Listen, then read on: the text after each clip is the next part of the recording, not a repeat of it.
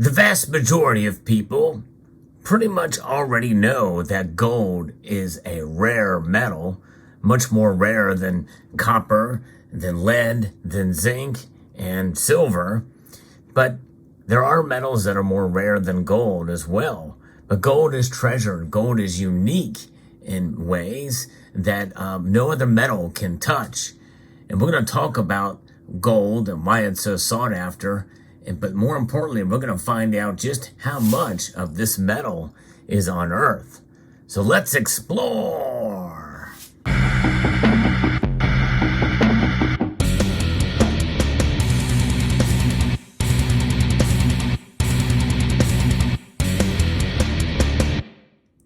Gold, it has been treasured for millennia.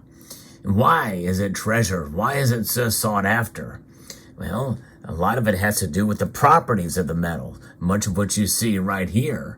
It can be alloyed with other metals to give it different hues and colors. You look at the difference between this gold eagle and gold buffalo, you can see the hue differential there because this has silver and copper in it. And then you can see here, it even looks a little different than this St. Gaudens $20 gold piece here.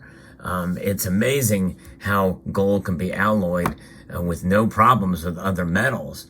And it also can be stamped out in different forms, cast into bars, and it packs a lot of value in a very small space. But what is so intriguing about the metal that people have discovered thousands of years ago is that it does not react. It does not degrade. It does not tarnish in any way, shape, or form. And it can be hammered out into any shape that you want. In fact, with modern technology, you can even fit it inside of a polymer kind of note, and what's known as an RM note. That's right, and this is an example of such a case that can be done to specific measures. In this case, in a size of 1/1000th of a troy ounce of 24 karat gold. It's pretty amazing that that can be done. But this kind of technology, to be able to have it in thin sheets like this, is really nothing new. It's just how it is done in this regard and put with polymer to make it durable and to be utilized for transactions. And that's what the whole purpose of the gold back is for. But another aspect of gold that people, completely can appreciate and understand is that gold can be stretched out to very, very thin sheets and covered over furniture, over the domes of Capitol buildings. It's pretty amazing. It's gold leaf, and there's an art to it and a science as well. And so gold is everywhere, but considering how rare it is, it's amazing to see that it is found so often in many different places, including gold-plated items that essentially are worth next to nothing. There's so little gold in some of these items that there's just not much value to them. And that includes fake gold products that are plated with real gold. It can also be in beverages such as this, the Goldschlager, where you can literally drink the gold flakes that you see inside of here. Pretty cool. But when you think about how much gold there is on Earth, it really will blow your mind that all of the gold that's been discovered so far, in other words, mined out of the ground and manufactured in some way and purified, refined, could fit in a 75 by 75 foot cube. And despite its relatively small size, you think about it, 75 feet by 75 feet. And that cube, that compact cube of gold, all pressed together into one solid cube, would weigh 8 times as much as the Statue of Liberty. And that's pretty amazing when you think about that. It's a very dense metal and very malleable, and but it could fit in that small space. That shows you how rare the metal is compared to other metals out there. Pretty intriguing, pretty exciting, pretty amazing. And this example of this display that you see before you here, when you think about it, and its forms, the purest forms here are the two pieces in the center here, but even how they are, they can be compact down into very, very small cubes, if so desired, and in many ways that it can be very, very tiny in the hand. It just depends on how it's stamped out. So we have the estimated amount of gold that has been mined throughout history is said to be around 187,000 tons, with the total discovered amount being about 244,000 tons. That's a differential, will be what kind of gold is available left in the ground. Thanks to gold's virtually indestructible nature and its ability to be recycled, pretty much all of this is still around.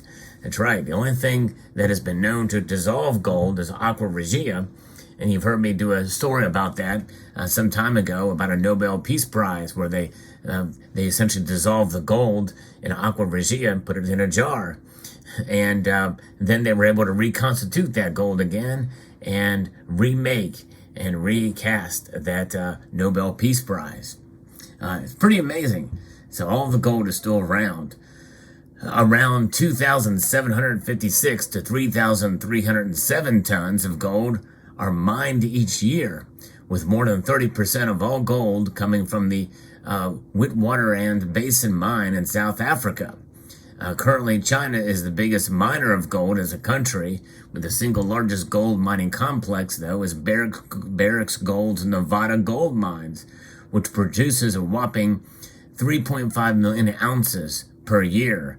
And that equates to about 99,223 kilos of gold. And so when you think about all of that gold that's been mined, how much is still underground? Well, gold is found in an abundance of 0.0013 parts per million in the Earth's crust, which is kind of hard to fathom when you think about it, as far as the ratio of gold in the Earth's crust, when you average it all around the whole world. And it may seem pretty rare, but for the rarest precious metal that is tracked in the market, which is rhodium, that is 0.00037 parts per million.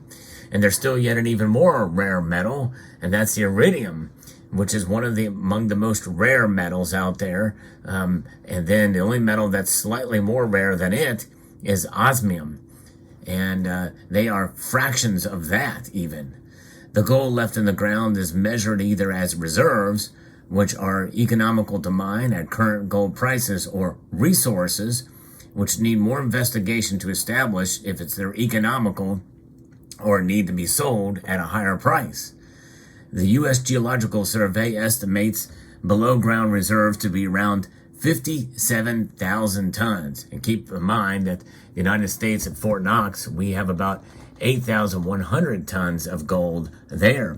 So 57,000 tons are what is estimated to be the below ground reserves. That's not resources that require more investigations, but reserves. That's about 20% of discovered gold that is yet to be mined. This would mean we could potentially mine all currently known gold reserves in just over 17 years. But advances in mining technology are making it both easier to discover more new reserves and more economical to mine resources. So it's not likely we'll pillage all the Earth's gold anytime soon. They will find other ways to get gold out there, and they'll discover more gold as well too. So it's not going to run out anytime soon. But it is still rare per capita, and the price of gold is up. And many people feel that with all the gold that's been discovered and sold and mined and utilized and stored up by central banks around the world, they can't make enough of it to keep up with demand. Mining companies are now flocking to Victoria, Australia, in what they're calling a second gold rush. Here they're utilizing updated understandings of rock formations to better predict the location of gold preserves, and today's modern drilling equipment is allowing for a higher yield. But I don't think that's going to really have that much effect on price. They can discover more. I just think it means that they're going to be doing the best to try to keep up with the demand, the high demand that's there for gold. And a lot of that is happening, especially with regards to currency systems out there, especially if places are thinking about and considering utilizing gold as a way to support currencies. Dare I say it, a gold-backed standard, gold standard for digital currencies and the like. There's been talk about it. There's some places already doing using digital gold to some extent in the private sector, but we're seeing more and more talk about it with state and federal government agencies or national governments around the world. Certainly not here in the United States, at least not in the federal government. But nonetheless, the fact that that is something that's being bantered about and talked about means we need more gold to support these currencies, especially at these prices where they're at today. So, looking further afield, there are also gold preserves on the moon. And while we may one day have a lunar base, currently mining moon gold would cost much more than the market value. And that's something that is kind of amazing to think about. We also believe that there's gold, lots of it, on some asteroids that are further out. But again, mining those would be certainly it would not justify the cost it would take. So it's not economically viable to do those. There's also a lot thought to be gold throughout the ocean floor. And there's known deposits in Antarctica, but it would require extensive equipment and risk to retrieve on the continent's harsh climate. There's also thought to be gold in the oceans themselves. In fact, they say there is a certain amount in ocean water, but how could you get that gold out of the ocean water? I don't know. It's a very good question. There's not enough of it out there to be not economically viable. By the way, we have gold within our bodies as well, too, as other metals. Very, very little, but hey, we all have intrinsic value to some extent based off of our precious metal and other metal content, for sure. Yes, indeed. So there's that. So that's kind of how much gold is on Earth. When you think about it, when it's all said and done, what's above ground, what's stored up in the central banks, and what's underground, and what's out of this world as well. Pretty amazing when you think about it. Let me know what your thoughts are. I hope you enjoyed this video. Hope you found it informative, enlightening, and educational. I would like to extend a multitude of gratitude to you all for taking the time to watch this video, and encourage you to please rate, share, comment, and subscribe.